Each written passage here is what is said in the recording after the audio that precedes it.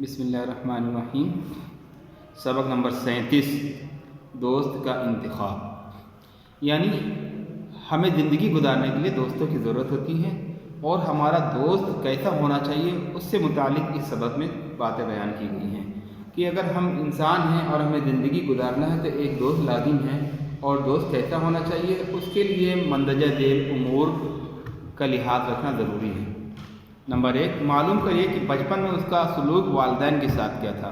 وہ والدین کے ساتھ کیسے رہتا تھا، ان کے حق ادا کرتا تھا یا ان کا حق تلفی کرتا تھا۔ اگر اپنے والدین کی وہ حق تلفی کرتا تھا تو ایسا شخص بھروسے کے لائق نہیں ہے اور اس کے بھلائی کی امید کرنا بیکار ہے۔ دوسری خصلت یہ ہے اس کی معلوم کرے کہ دوستوں کے ساتھ اس کا کیسا معاملہ تھا، وہ دوستوں کے ساتھ کس طرح پیش آتا تھا، اچھے سے پیش آتا تھا یا نہیں۔ اگر اچھے سے پیش آتا تھا تو آپ بھی دوست ہیں تو آپ کے ساتھ بھی اچھا برتاؤ کرے گا، اس لیے ایسا شخص کے لیے ضروری ہے کہ آپ اس کا برتاؤ پہلے معلوم کر لیں۔ تیسری بات یہ معلوم کرنا چاہیے، یہ تحقیق کرنا چاہیے کہ جس نے اس کے ساتھ حسن سلوک کیا ہو، اس پر احسان کیا ہو، اس کے ساتھ وہ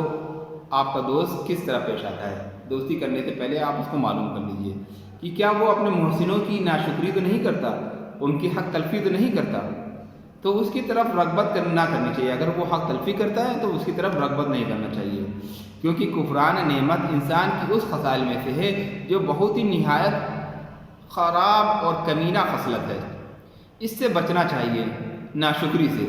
ناشکری یعنی کفر کہلاتا ہے، اور خدا کی ناشکری کرے تو اس کے لیے جہنم۔ تو ظاہر سی بات ہے انسان کی، اگر کوئی انسان ہمارے ساتھ اچھا برتاؤ کرے اور ہم اس کی ناشکری کریں تو وہ بھی ہمیں نہیں پسند کرے گا، اس لیے ایسے دوستوں سے بچنا چاہیے جو ناشکری کرتے ہوں۔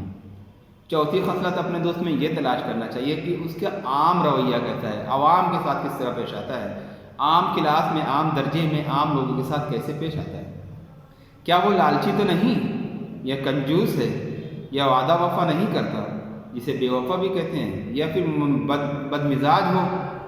تو اگر ان میں یہ سب چیزیں پائی جاتی ہیں، بے وفا ہے، وعدہ خلافی کرتا ہے، لالچی ہے، بخیل ہے، تو اس سے بچنا چاہیے، وہ دوستی کے قابل نہیں۔ پانچویں خصلت اپنے دوست میں یہ معلوم کر لینی چاہیے کہ کیا اسے عدل و انصاف پسند بھی ہے یا نہیں،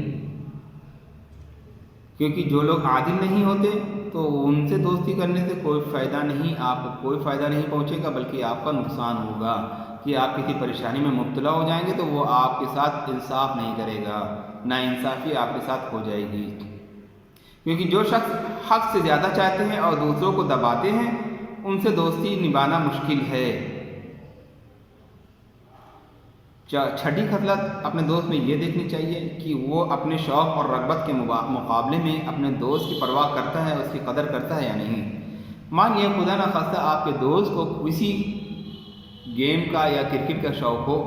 وہ کرکٹ کھیلنے میں مصروف ہے اور آپ کو کوئی حاجت آ گئی، وہ آپ کے ساتھ نہیں آتا، تو اپنے شوق میں لگا رہے گا، تو ظاہر سی بات ہے آپ کی دوست کی پرواہ نہیں کر رہا، تو ایسا شخص دوستی کے قابل نہیں۔ اور اگر وہ اللہ و علیہ میں صرف مصروف رہتا ہو تو ایسے دوست سے دوستی بے سود ہے، بے فائدہ ہے۔ ان اصول کے بتانے کا مقصد یہ ہے کہ آدمی میں جو بھی مذکورہ خصائل پائے ہیں، مذکورہ خصائل اگر آپ کے دوست میں پائے جائیں اور وہ کھرا نکلے تو اس سے بے جھجک بے دھڑک دوستی کر لیجیے اور اس سے خلوص اور اتحاد پیدا کیجیے۔ اور بہتر یہ ہے کہ آپ ایسا شخص ضرور تلاش کیے جس میں ان سب صفت کا ہونا ضروری ہے، لیکن ایسے لوگ بہت کم ملتے ہیں دنیا میں جن میں یہ ساری صفت ملیں، لیکن خوش قسمتی سے اگر ایک بھی مل جائے تو آپ کے لیے کافی ہے۔ یعنی اگر دنیا میں صرف ایسا ایک دوست بھی ہو تو ہر انسان کے لیے بہتر ہے، لیکن ہر دوست میں جزوی عیب اور چھوٹی چھوٹی غلطیاں پائی جاتی ہیں تو ان کا لحاظ نہیں کرنا چاہیے، کیونکہ ان امور سے کوئی بھی انسان خالی نہیں، یہاں تک کہ ہم اور آپ کوئی بھی نہیں خالی کہ ہم میں چھوٹی چھوٹی غلطیاں نہیں ہوں، کیونکہ ہم انسان ہیں اور انسان سے غلطیاں ہو جاتی ہیں۔ اور اگر آپ فرشتہ خصلت دوست چاہیں گے جس میں کوئی بھی غلطی نہ ہو، کوئی بھی تقصیر نہ ہو، تو پوری عمر آپ دوست سے تلاش میں رہیں گے اور کوئی بھی دوست آپ کو نہیں ملے گا کہ آپ اس کو دوست بنا سکیں۔ انجام یہ ہوگا کہ ہم دوستی کے فوائد سے محروم ہو جائیں گے اور اس بارے میں آدمی کو اپنے بارے میں بھی خود جانچ پڑتال کرنا چاہیے کہ ہم اپنے نفس کو ٹٹولیں کہ ہمیں کون سا عیب ہے، کون سی خوبی ہے، تو ہم پر بھی جو ہے سارے ہمارے عیب اور خوبیاں ظاہر ہو جائیں گی، تو ہم دوسروں کے ساتھ بھی انصاف کر سکیں گے کہ کوئی بھی انسان عیب سے پاک نہیں ہے۔ تو دوسروں کو بھی چھوٹی چھوٹی غلطیوں کے لیے معذور سمجھنا چاہیے اور ان کو معاف کر دینا چاہیے۔ وما علینا الا البلاغ۔